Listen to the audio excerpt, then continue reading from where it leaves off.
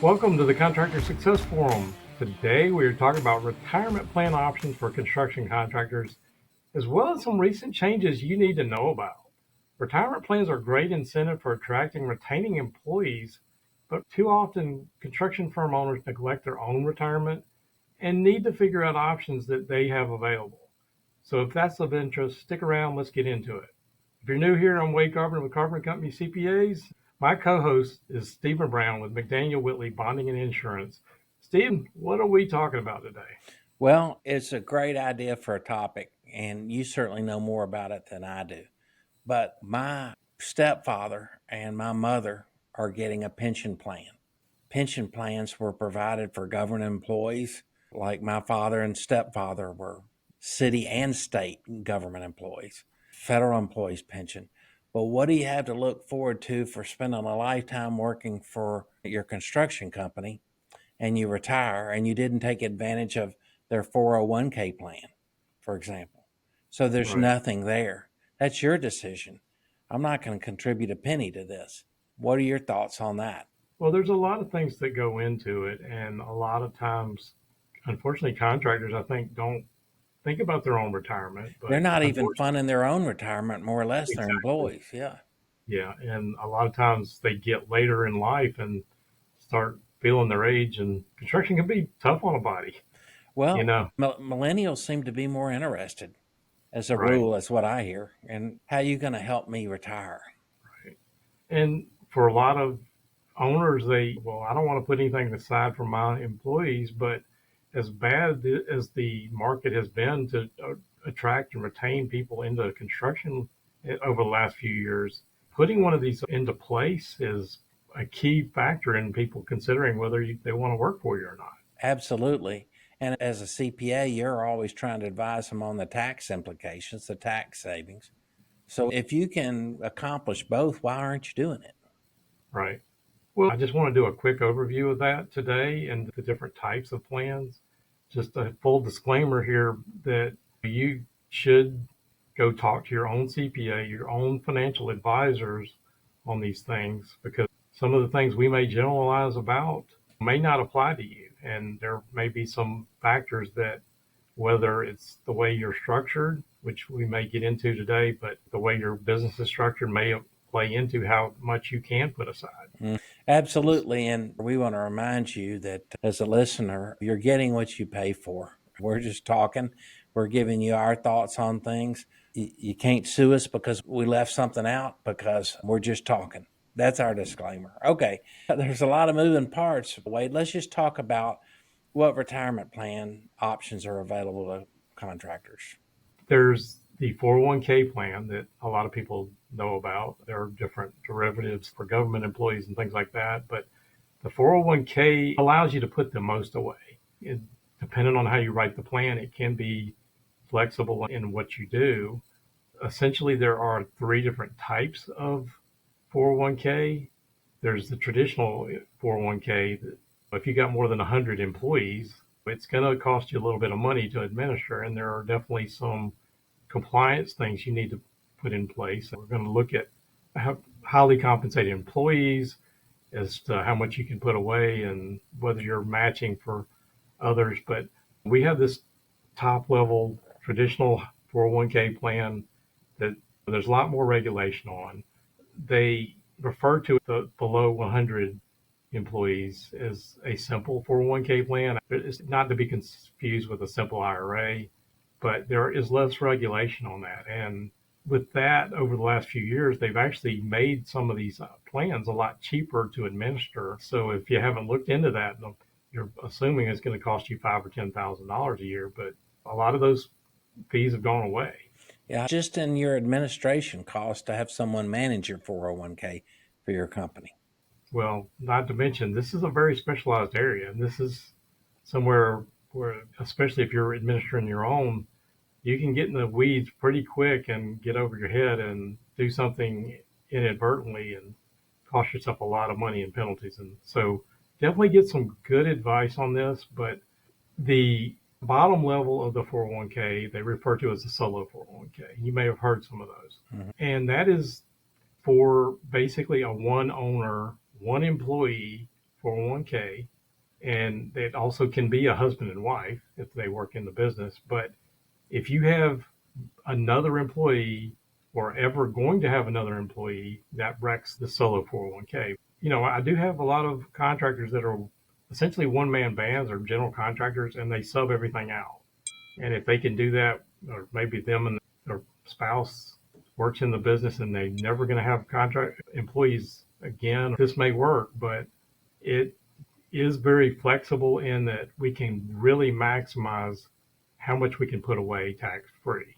A lot of times the goal is how much can we defer or eliminate in taxes. I could understand a contractor saying, I don't want to mess with all that.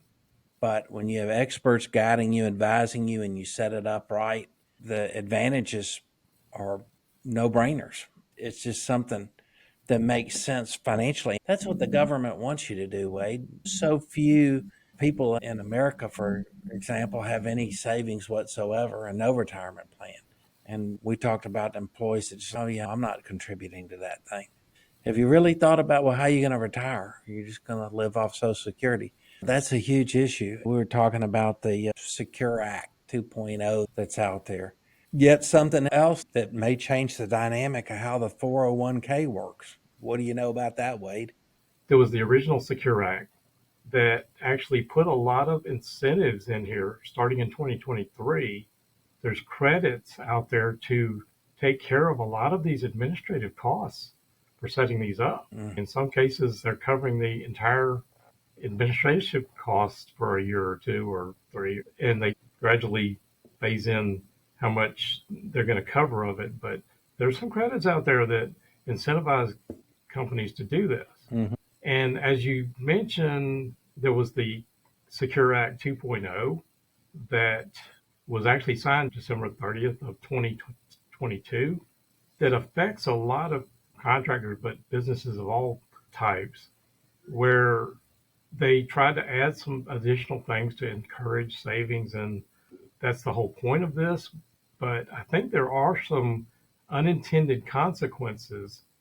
I talked to some experts yesterday about my own plan because we have a 401k. I saw some of these things in the 2.0 Act that I think are a disincentive to owners that I don't think they intended.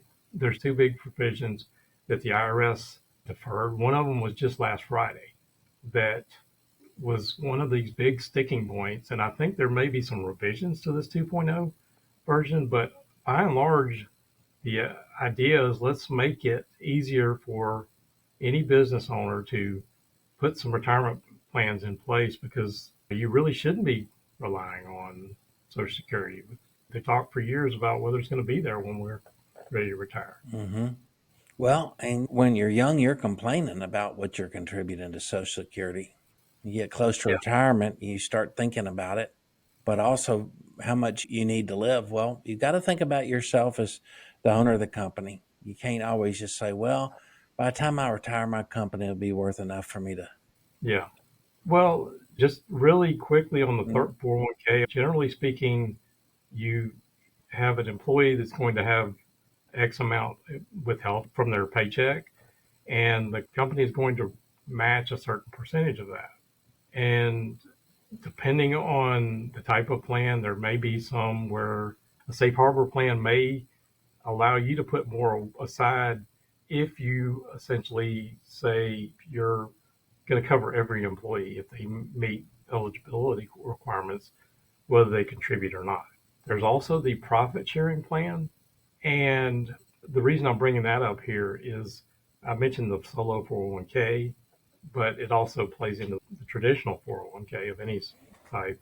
A lot of these, we can put a profit sharing component to this, and that allows you to maximize the amount you can put away. So if you're trying to defer paying taxes, then adding this profit sharing kicker to it, that can definitely get you to where you can get some higher limits put in. Mm-hmm.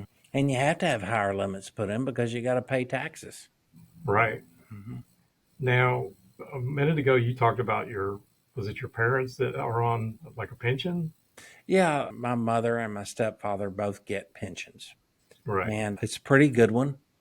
They're in a situation where my father and my stepfather worked for the state municipalities for a long number of years. Their perception was, I'm going to work until I get the maximum amount of pension return. Right. I'm going to keep funding this thing until it gets as big as possible. Then there's those built-in incentives. But both of them live in a retirement home, and it's outrageously expensive, but the pension's enough to pay for it. And they're Right. in their late 80s and 90s, so they don't want to travel and do a lot. But those expenses are huge. And built into this particular retirement community is full-time care. Part of the benefit is you're paying in the fact if I need 24/7 care, this facility has a different unit you move into that is available to you. Right. So Okay. anyway, I brought that up because if you hadn't thought of that and your kids have to pay for it or they have to figure out how to do it. Oh, yeah. Well, so again, a pension plan, they used to be a lot more prevalent, and they probably are more in like government or something like that, but they're very expensive because they're what you refer to as a defined benefit plan. The other ones we're going to talk about here with the 401k, the profit sharing, the IRAs, simple IRAs, SEP IRAs, they are what's referred to as a defined contribution plan. Okay. We're saying we're going to contribute a certain amount, and that's going to be put aside for you. In a defined benefit plan, a pension plan is something where we're going to say, we're going to put this in for you. You don't have to contribute, but at your retirement or X number of date, you're going to get this amount in retirement. They're defining what that benefit is. So hopefully that makes sense. Yeah. And I did want to mention that because they're still very expensive. They're not as common, but we are seeing some plans, especially with contractors, that are trying to really maximize what they can put away and put aside for themselves. I've seen some plans where we do a defined benefit component of that. There are some ways you can do a payment comparability, but in the right circumstances, and really this needs to be somebody that's really trying to put a lot away, but we can add a component of these defined benefit plans, essentially a pension plan for the owner, and put a ton of money away. It sounds like a no-brainer. Well, that's where it definitely gets into the expense, and you really need to be able to maximize what you're putting aside in a traditional plan first. And again, you need to be working with a financial planner on this and planning this out and getting somebody to run scenarios for you. There are people out there selling these variable universal life policies and stuff like that and as retirement plans. And the only thing I'm going to say about that is be careful about those things right now because they're insurance products and they can be incredibly expensive. But let's stick to the retirement plans right now. Yeah. So let me really kind of quickly hit the other ones. You've probably heard about a IRA. Roth IRA, right? Yeah, there's IRAs and there's Roth IRAs. Oh, okay. So for a traditional IRA, you're going to put money aside right now, and you don't have to pay taxes on it. Presumably, you're going to pay tax on it in retirement. When your income is lower, your tax bracket theoretically would be lower. So it's tax deferred right now, and that's the same kind of benefit normally we have with a 401k, unless we're talking about these Roth provisions. So we'll talk about the Roth in just a minute, but on a IRA, individual retirement account. Yes, an individual retirement account, anybody can go do that with some limitations. The problem is a lot of people don't know that if, say, you're under a 401k at work, you're probably going to be limited and possibly prohibited from making an individual IRA contribution, as well as marital status, things like that. The income level all can play into what you can do, as well as if you make too much money on a W-2, you can be prohibited from doing a Roth IRA. So if you don't have a plan and you have nothing at work, you can go to a bank or one of these investment brokers and set one of those individual IRAs up. Okay. The Roth provision essentially says we want to put this money aside now, but we're going to pay taxes on it now. So it's going to grow tax-free over the years. and we're going to get it out free in retirement. Now, Which again, sounds like the best possible scenario because as it grows, you don't have to pay taxes on it. well, I disagree with a lot of investment advisors because they push Roths on people, but it would make sense if you're 20 something years old and you're putting money aside for a long time to go ahead and pay taxes on it. Mm-hmm. Most of my business owners really are trying to save some taxes now. Right. Maybe they're making more money now. And I still believe, assuming the brackets stay like that, you're going to be paying at a lower bracket in your retirement. So I still believe it's a great planning tool to go ahead and do the traditional IRA and not pay that tax on it now, get the deferral right now. And that's usually what my business owners want. They're looking for that benefit. Okay. So there are a couple of spins on the IRA. There's the SEP IRA that I'm going to just gloss over because a lot of times that can be a problem. Basically, the SEP IRA is self-employed pension. Mm-hmm. So that's really for self-employed people. And if you have employees, I've seen people do it, but they don't realize the consequences of it. And I'm not going to go deep in the weeds on that either. But for a contractor or any business that has just a few employees and they're trying to get something started, there's something referred to as the Simple IRA.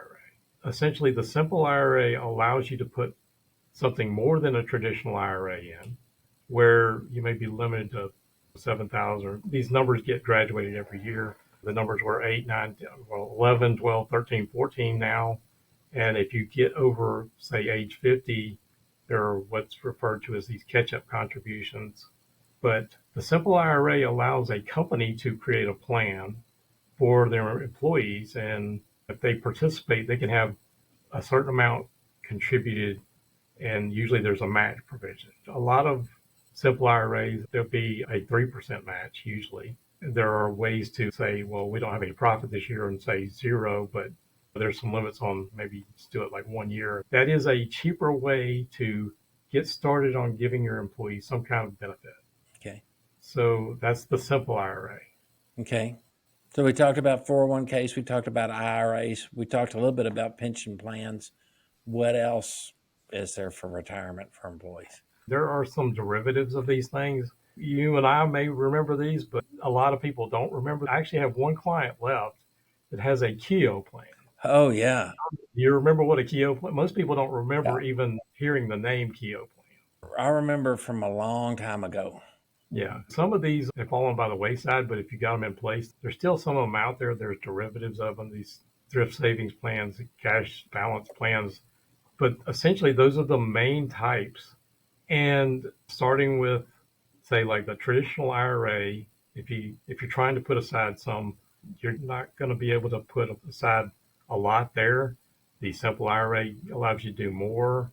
The 401k allows you usually to do the most with something like a profit sharing plan. Mm-hmm. There are caps on things like how much you can contribute, even with a profit sharing plan, like 25% of compensation. And that's where, if you're a sole proprietor, Schedule C contractor, what you can contribute is going to be based on your net income versus, say, an S corporation owner that has compensation. It doesn't matter what your profit is, it's going to be based on your compensation. Okay. And there are some hybrids of that, but these are the kind of things that contractors need to understand when they're putting these in place, as well as what they're trying to do. I see people bring me their taxes and they've done an IRA when they had a 401k at work. And then we have either a problem of paying a penalty on it or having to undo it. Mm-hmm. Those are the things that you really should understand the rules on it and get a financial advisor. I'm not an investment advisor. Get somebody that does these and help you plan for that retirement. Okay. Any recommendations on how to find a good financial advisor, just as a general rule? Well, I've got several people in this space that I know and work with, and there are some that are less scrupulous than others, and I don't want to get myself in trouble or, No, but their product is going to have more incentive for them, apparently. Well, absolutely. And you should understand the fee structure If you go to your broker or whoever it is, some of them will charge based on basically a fee-based advice. Mm-hmm. Some of them will charge based on the assets. Mm-hmm. And the assets sometimes, I won't get into A shares, C shares, all this I shares, but if you're investing in a retirement and how they do the fees, they may take a larger chunk up front. Mm-hmm. And as you contribute, they take that large chunk, but they don't get anything on the back end. There are others where they will take a percentage of your assets as long as you're working with them. So, that's their ongoing income. Be aware. Beware because some of these, their fees can be very expensive, especially if you don't realize that's what they're doing. A lot of times they will bury that in your contribution. You don't really see how much is coming out. Mm-hmm. And I'm not trying to knock any because a good investment advisor is well worth what you pay them. Absolutely. But there are other ones that their You, fees are based on, and you're seeing less of this now, but where they would based on buys and sells and trading stocks and bonds. Every time you turn that up, they would earn a fee. And I saw people doing that to, unfortunately, people retirement, and they didn't know what they were doing. yeah. Well, that's scary. And also, you name the plan after your company for your employees. The so and so company employee 401k retirement plan. And ERISA requires you to bond 10% of that plan. You're the fiduciary.